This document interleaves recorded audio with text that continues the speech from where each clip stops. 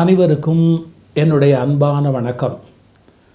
நாம் சில பேரை கோபத்தில் திட்டும்போது நீ எதுக்குமே லாயக்கு இல்லை அப்படிங்கிற மாதிரி கடுஞ்சொல்லாக கூட சில சமயம் சொல்லிடுறோம்.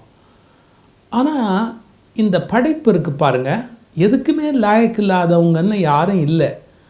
அவங்கக்கிட்ட இருக்கிற திறமை என்ன, அல்லது அவங்கக்கிட்ட இருக்கிற சிறப்பு இயல்பு என்ன, அது எந்த வகையில் உலகத்துக்கு பயன்படும் அப்படிங்கிறது இன்னும் கண்டுபிடிக்கப்படலை. இப்போது ஒரு தாவரம், ஒரு இலை, நமக்கு அதோட அருமை என்னன்னு தெரியாது. ஆனால் நீங்கள் கிராமங்களுக்கு போங்க, அந்த கீரை என்ன சுவையாக இருக்கும் அப்படின்னு நமக்கு புரிய வைப்பாங்க. நான் ஒரு முறை கோயம்புத்தூருக்கு பக்கத்தில் ஒரு கிராமத்துக்கு என்னை அழைச்சிட்டு போனாங்க. ஒரு தொகையல், ஒரு சட்னி ஒன்று அந்த வீட்டில் அந்த அம்மா அரைச்சி பரிமாறினாங்க. மனம்னா மனம், அவ்வளவு மனம், அவ்வளவு ருச்சி. எனக்கு ரொம்ப வியப்பாக இருந்தது.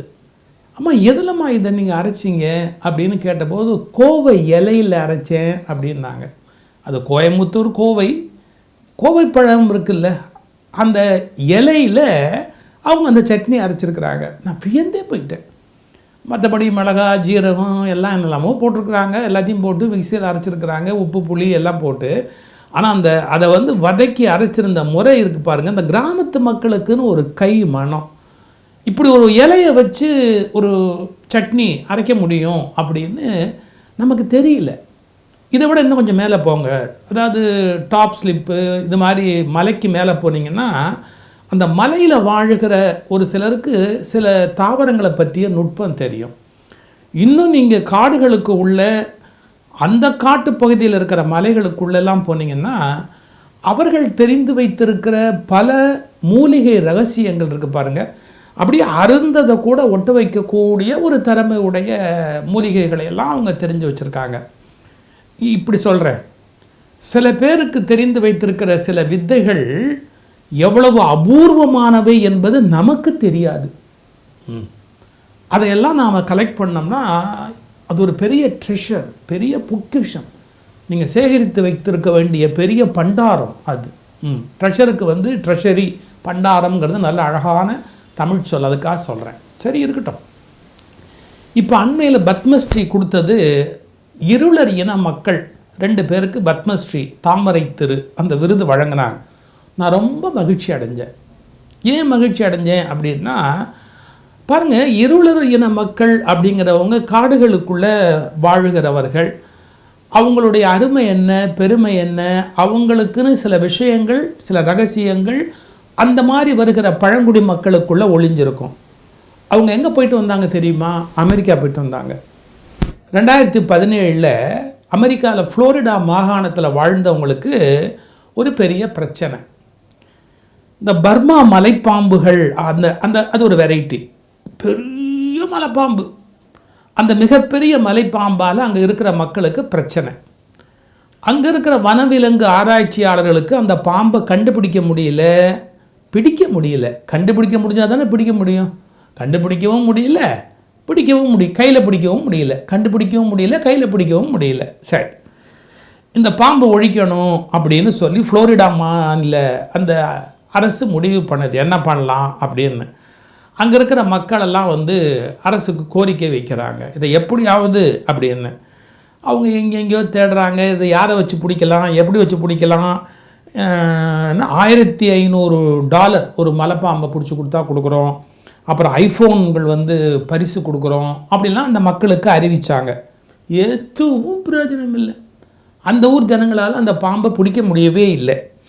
அதுக்கப்புறம் இந்த பர்மா மலைப்பாம்பு பிடிக்கிறதுல யார் எக்ஸ்பர்ட், சிறந்தவங்க அப்படின்னு தேடும்போது, இந்தியாவில் இருளர்கள் அப்படிங்கிற அந்த சமூகத்தில் இருக்கக்கூடிய 2 பேர், அந்த 2 பேருடைய ஆற்றலை கேள்விப்பட்டு அமெரிக்க அரசு அவர்களை அழைக்கிறது.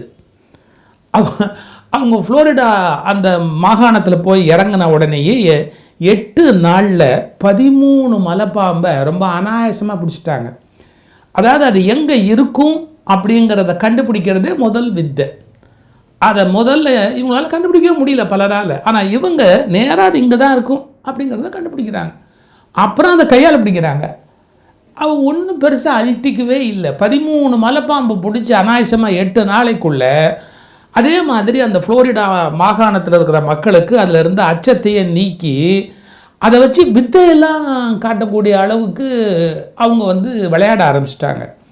உடனே ஃப்ளோரிடா பல்கலைக்கழகம் வந்து அவர்களுக்கு வேண்டுகோள் விடுத்தாங்க, எங்களுக்கு இந்த வித்தையை கற்றுக் கொடுத்துட்டு போங்கோ, இந்த மலைப்பாம்பை எப்படி பிடிக்கிறது அப்படிங்கிறத எங்களுக்கு கற்றுக் கொடுத்துட்டு போங்க அப்படின்னதுக்கப்புறம் அவங்க அந்த ரகசியங்களை அவர்களுக்கு கற்றுக் கொடுத்து விட்டு திரும்பி இருக்கிறார்கள்.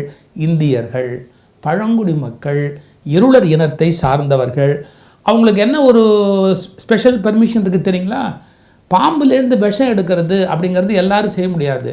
ஆனால் இந்த இருளர் இன மக்களுக்கு மட்டும் அந்த சிறப்பும் அந்த பெருமையும் இருக்குது, அனுமதி இருக்குது. அவங்களுக்கு அது அரசு, மத்திய அரசு அனுமதி கொடுத்துருக்கு.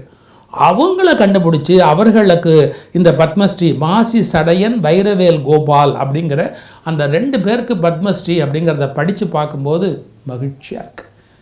படிப்பு, டிகிரி இந்த மாதிரிலாம் வந்தாதான் இல்லை, ஒரு வித்தை தெரிந்தவர்களை எப்படி மதிக்கணும் அப்படிங்கிறதுக்கு அந்த தாமரை திரு விருது கொடுத்த போது அந்த 2 பேருடைய பெருமையையும் நாம் உணர்வதற்கு ஒரு வாய்ப்பாக இருந்தது. அதே மாதிரி இன்னொரு பெரியவர், நீங்கள் கேள்விப்பட்டிருக்கலாம், படிச்சிருக்கலாம், தெரிஞ்சிருக்கலாம், கொஞ்சம் கூர்ந்து கவனிங்க. குரல் நல்லா இருந்தால் தானே நீங்கள் என்ன பேசினாலும் இன்னொருத்தர் கவனிப்பாங்க. ஒருத்தருக்கு கீச்சு குரல் இருக்கும், அது ஒரு மாதிரியான கஷ்டமான ஒரு அனுபவம். மற்றவங்கக்கிட்ட அவர் பேசும்போது அந்த குரலில் வந்து பெண்மைத்தன்மை இருக்கும், அல்லது கீச்சு அப்படிங்கிற மாதிரி ஒரு குரல் வந்து திடீர்னு உள்ளே போகும். இது ஒரு சிக்கல், அதை சரி செய்ய முடியல. இஎன்டின்னு சொல்கிற டாக்டர்ஸை பார்த்தாலும் அதை சரி செய்வதற்கான வாய்ப்பு இல்லை. அவர் மனசு நொந்து போயிட்டார். தான் வந்து உயிரோடு இருந்து என்ன பிரயோஜனம்? உங்களுக்கு தெரியும், அது மாதிரி குரலெல்லாம் மோசமாக இருந்தால் பள்ளிக்கூடத்தில் கேலி பண்ணுவாங்க, கல்லூரிகளில் கேலி பண்ணுவாங்க, திருமண வீடுகளில் கேலி பண்ணுவாங்க. உறவினர்களுக்கெல்லாம் அந்த கஷ்டம் என்னன்னு தெரியாது. மற்றவங்களுடைய உடல் இதில் ஏற்படக்கூடிய குறைபாடுகளை கேலி பேசுவது பண்பற்ற ஒரு செயல். அதை நம்ம கூச்சமில்லாமல் செய்வோம். ஐயா, நான் சொல்கிற ஒருத்தர் வந்து அவருக்கு குரல் கீச்சு குரலாக இருந்தபோது அவர் என்ன முடிவு பண்ணிட்டார்? தற்கொலை பண்ணிக்கலான்னு முடிவு பண்ணிட்டார். நம்ம குரல் இப்படி இருக்கே அப்படின்னு. அப்போது ஒருத்தரை போய் பார்க்குறாரு. ஐயா, என் குரல் இப்படி இருக்குது, எனக்கு அவமானமாக இருக்குது, நான் வந்து பேசினா அசிங்கமாக இருக்குது, பேச முடியல என்னால், எங்கே போய் பேசினாலும் என்னை கேலி பண்ணுறாங்க, நான் செத்து போகலாமான்னு பார்க்குறாரு. அந்த நம்பிக்கை ஊட்டுகிற நபர் சொன்ன வார்த்தை என்ன தெரியுங்களா? நீ எப்படி பேசுங்கிறது முக்கியம் இல்லைடா, உன்னை பற்றி ஊரே எப்படி பேசுதுங்கிறது தாண்டா முக்கியம். உன்னை பற்றி ஊர் என்ன பேசுது அப்படிங்கிற மாதிரி ஊரையே பேச வைடா, உன்னை பற்றி ஊரையே பேச, ஊர் ஒன்று பேசட்டும் அப்படின்னார். அந்த வார்த்தை, ஒரு சில வார்த்தை சில பேர் அப்படியே எப்படி மாற்றும். உடனே அவருக்கு ஒரு தைரியம் வந்துடுச்சு. நம்ம பேசுகிறத கேலி பண்ணுறாங்கல்ல, இதே உலகம் நம்மளே பேசணும் அப்படின்னு முடிவு பண்ணார். ஒரு வினாடி யோசித்தார். அவங்க அம்மா சொல்கிறாங்க ஒரு வார்த்தை, ஐயா, நீ வந்து உனக்கு அப்படின்னு சொத்து சேர்க்கறத விட ஊருக்கு நல்லது பண்ணியா அப்படின்னு அம்மா சொன்ன வார்த்தை ஒரு ஆழ் மனதில் போய் தைக்குது. என்ன பண்ணார் தெரியுங்களா? அவர் ஒரு நூலகர், லைப்ரரியன். அவருக்கு சம்பளம் வருது மாதம். படிக்க முடியாமல் கஷ்டப்படுறவங்க எவ்வளோ பேர் இருப்பாங்க. அந்த படிக்க முடியாதவங்களுக்கு அது ஃபீஸ் கட்டினா அவங்க வாழ்க்கை நல்லா இருக்குமே அப்படின்னு முழு சம்பளத்தையும், இப்போ ஒரு நூலகருக்கு எவ்வளோ சம்பளம் கொடுப்பாங்க, அந்த முழு சம்பளத்தையும் அந்த மாணவர்களுக்கு கொடுக்குறாரு. அப்போ இவர் எப்படி சாப்பிடுவார்? சம்பளத்தை முழுக்க கொடுத்துட்டாருன்னா இவருக்கு சாப்பாடு வேணும் இல்லை. ஒரு ஹோட்டலில் போய் சர்வராக வேலை பார்க்குறாரு, பார்ட் டைம், நூலகம் முடிஞ்சிட்டு வந்த உடனே. எவ்வளவு பெரிய மனசு இருக்கணும் யோசிச்சு பாருங்கள். சம்பளத்தை முழுக்க மாணவர்கள் படிக்கவும் கொடுத்துட்டு தன்னோட சாப்பாட்டுக்காக ஒரு ஹோட்டலில் போய் அவர் வேலை பார்க்குறாரு. எவ்வளவு சிறந்த மனிதன் அவர், யோசிச்சு பாருங்கள். அப்புறம் அவருடைய புகழ் மெதுவாக தெரிய வருது.